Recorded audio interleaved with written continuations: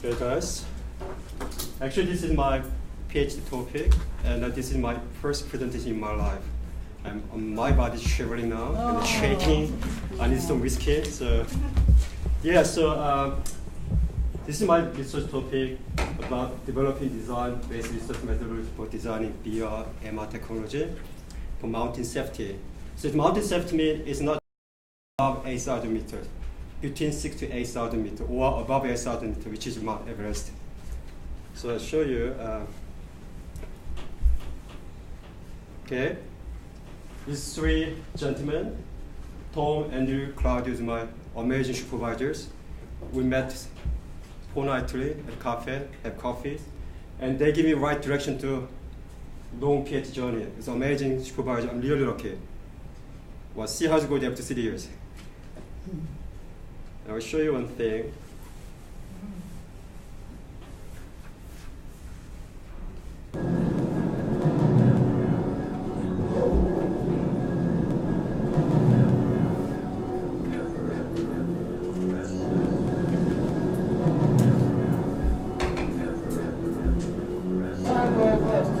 You do not have the strength to go to the summit. I don't want you to die. I got plenty of oxygen. Give me up back.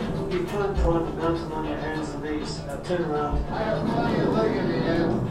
You're out. I'm asking you to come back, please.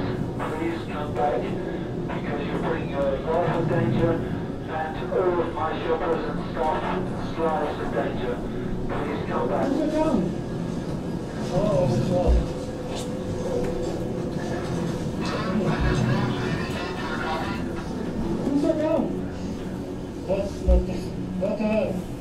Extreme altitude can affect brain function, causing summit fever, an irrational drive to reach the top of a mountain, even if it means almost certain death. A climber from another expedition is hit by cerebral edema, a potentially fatal swelling of the brain. come on, calm down. The Sherpa was hauling supplies to a high camp when he was struck down by altitude sickness, a threat to all Everest climbers. At minus 20, exposed flesh can freeze in 1 minute. After 10 hours, Terry's brain is rerouting his blood supply, sacrificing his fingers and toes to keep his core warm. It's a waiting line from hell. I don't care. I don't need to drive. There are almost 200 dead bodies on its slopes, many in plain view of the climbers. Each year, that number grows. To pass by a dead man who's been there a long time is one thing. And to pass by somebody who's dying right there, it's different. It's ridiculous. How people come here to die.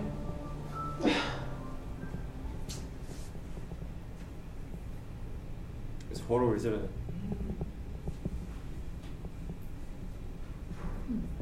You know why? Why they went up to die? Sometimes I ask myself, because I'm a climber too, and I explain to you why. And some of them,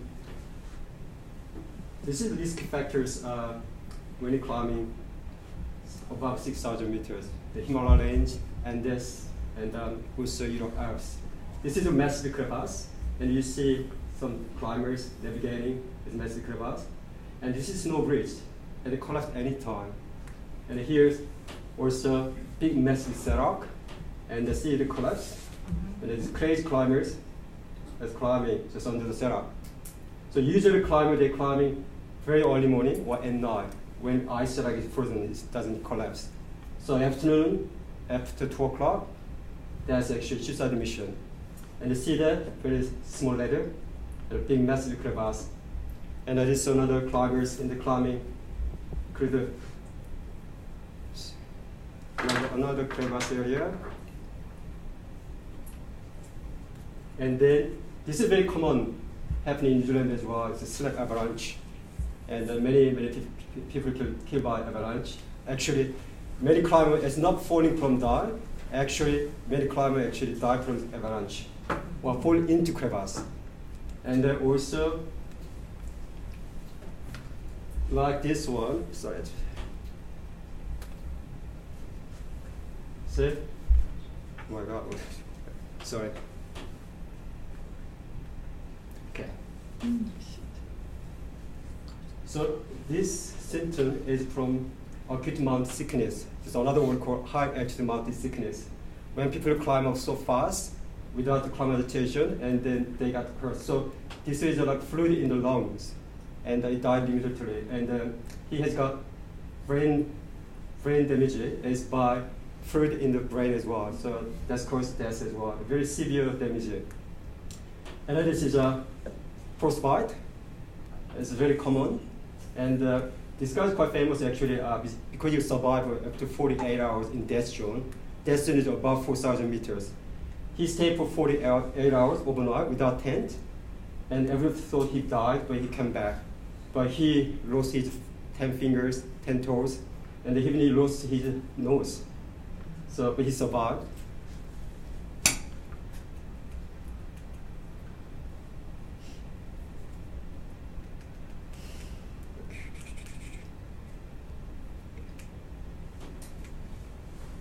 So, because I'm a mountaineer as well, so I keep asking myself, also ask my fellow climbers, why you guys go there? Well, just someone says because the mountain is there, right? But the most simple thing is because you like it. You know, just like some people like gardening. I don't like gardening. I like gardening. You know, but my wife likes gardening. I don't. I like climbing. So I get up from my wife, so I can go climbing. That's the main reason. Okay, so my research is about developing the new pedagogy for informal learning, including pedagogy and self-determined learning. So this pedagogy and self-determined learning based on, we are focused on many, not teachers. The teachers is not active role in learning process. We think about, okay, the learner is more important. So when learner engage with the peer group, they can learn more. And even some learners maybe slow learner, but we put some distinct learner and put together, and then they can simulate each other, so they can learn more. So that's why pedagogy come from. So, okay, I'll show you one thing. This is I developed 360-degree videos, but this is very, very just basic. Just I want to show you concept.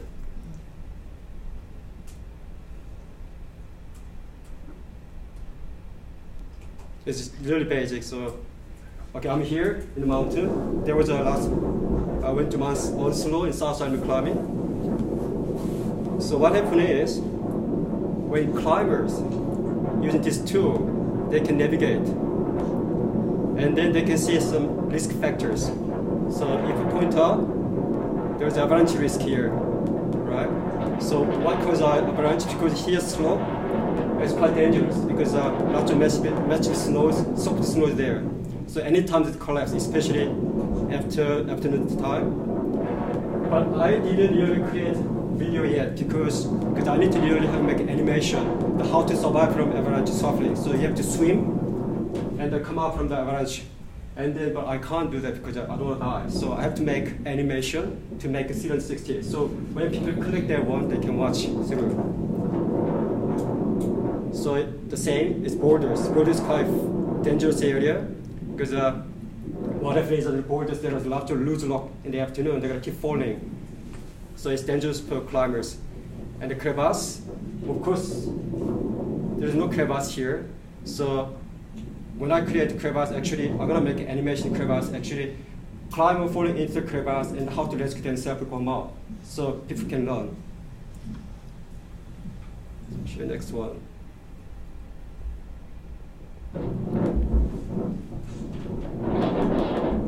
Okay. So this is a whiteout situation. So the same thing. What is whiteout? And how are you going to survive from a whiteout situation? So the same thing, I just put some text on it, but actually it's not going to text, it's going to visual image it. So about 360 video about how you're going to survive from whiteout situation.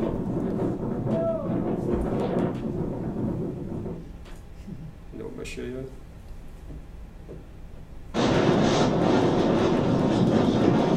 Okay, Okay, that's me and my climb partner in summit. It was around 70k wind speed, very, very strong wind. Visibility zero. And very, very cold. And my hands are nearly frozen. So this one is about frostbite. So what causes frostbite and how will I cure? What's the remedy for frostbite? So you know how to do it.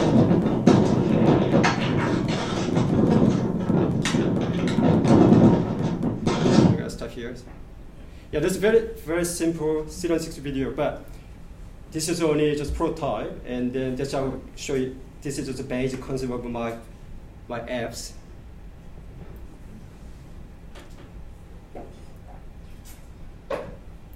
You see, me and my climb went to top. Actually, visibility only 10 meters. When you climb up, it's so dangerous because there was falling rock and ice, and we didn't have rope. We just climbed, and it was crazy because we're summit favored when I get there. So I don't know why. After we come down, we regret it. It's stupid. But I didn't tell my wife. So, okay, as you see, what I use is VR, virtual reality, or AR, augmented reality, or MR, mixed reality. I'm only using VR technology, but I might gonna use AR or mixed reality as well. So the reason why I want to use this technology is because of flexibility and also integration. So here's the show this one. They're using VR enable each to create exactly the same stimulus condition for all participants to vary certain environment variable in real time. Just give it researcher more control over experimental settings. Because I can't take a climber to go to Himalaya to train there. Because first, it's quite expensive and it's time consuming. Accessibility is at least like 1 week to get to high mountain range. So there's theory. Okay. This is when I sat down with my Swedish supervisor. Okay. What is the learning theory behind my topic? So let's say here is a experience learning theory and implement learning. That's part of pedagogy, and the simulation-based learning. So the AR, VR is a simulation. So how are you gonna work? And also pedagogy. This is the learner is a more important role during the learning process. And they also like authentic learning or self-regulated learning, self-determined learning. Self-determined is part of pedagogy. And also simulation action is a medical and the fires and also soldiers they're using it. And then we say, okay, what technology are you gonna use? Okay, that's why I aim for the VR, AR, MR technology. And then what is context in the learning? And most of the things, why people go up there? You know, you can just go to one tree hill, walk around, enjoy. Yeah, but why? Why spend so much money and risk your life? And even many climbers get divorced. But my mom's glad she never divorced, so, which is great. Yeah. So here, it's a crazy extreme behavior theory. Why? So then it go back to in psychology extreme situation. How people gonna act? So like summit fever. Summit fever is not because your brain is more functional. It's not like that. Because many climbers spend like $65,000 American dollars to climb Mount Everest, right? And then plus air ticket, everything, it costs almost $100,000 American dollars. You went up there, it stays 2 months to climb mountain. And then last 1 week, you do summit push. So almost like 7 weeks, you're preparing for summit push. And then only 300, 400 meters left to summit. And then people ask you to turn around. You don't want to turn around because shame, because you spend so much money, time. When you went back, your kid's gonna ask you, did you summit? No. You're calm. You see, I think there's more psychological factor. It's not because brain is more function. That's what I believe. Because when I climb with my climb partners, I think I'm very safe climb partner, and I believe safe is more important. When you come home, that's completely finish your climbing. It's not just go and die. But last time we climb, we just want to climb. Just why not? So I think there's some fever because I think we can do that. But actually, it's so dangerous. Actually, you shouldn't climb. Actually. So So this is quite important. Cycling extreme situation and create extreme behavior theory. And then once developed, okay, then you have to use your experience. So that's UX design theory. So there's lots of theory I need to learn. So I'm not sure there's enough time for 4 years to finish this one. Okay, that's based on that mind map. There's foundational learning theory, constructivism, social constructivism, and then journal proximal development, and the heterogogy. These four learning theories are the main core learning theory for my PhD. And then, as I explained before, there's design-based research methodology, the diagram. So how you're going to do that is a procedure. And then also the same thing, methodology. What kind of methodology are you using it? Utilizing DBR, design-based research methodology, as also the foundation learning theory, social construction, and then journal of parametric development, and that's informed by heterogogy, and also the VR, MR, learning technology and theory. This is design of study. So, okay, what is research questions? So most important thing here is, how do climbers respond to these factors in extreme outdoor situation after using MR application? After they use MR, it doesn't improve their safety, that is useless. So this is most important. Of course, these three questions are important as well, but most important thing for me is this one.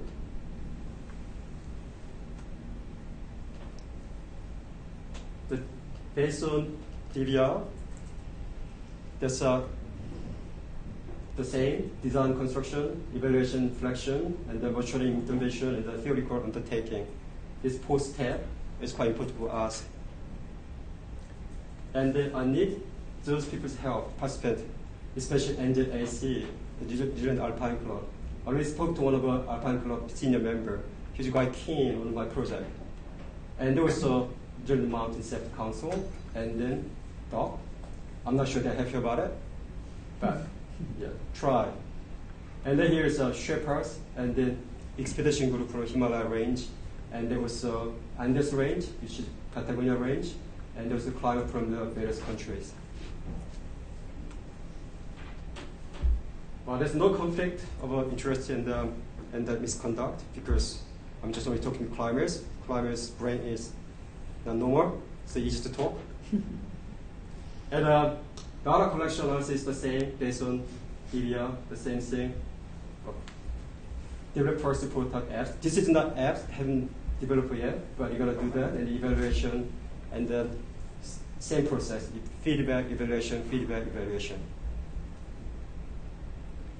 Well, one thing the possible challenge for me is actually all the climbers around the world and their remote area, especially Sherpas, and also was mountain guide from Andes range and the Himalaya range. So I think it's a video conference will be good if they have got good internet connection.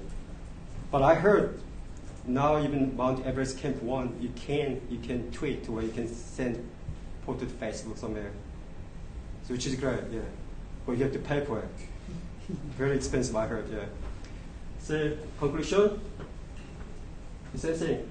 The foundation learning theory research methodology behind developing mobile mixed reality environment for high risk learning environment.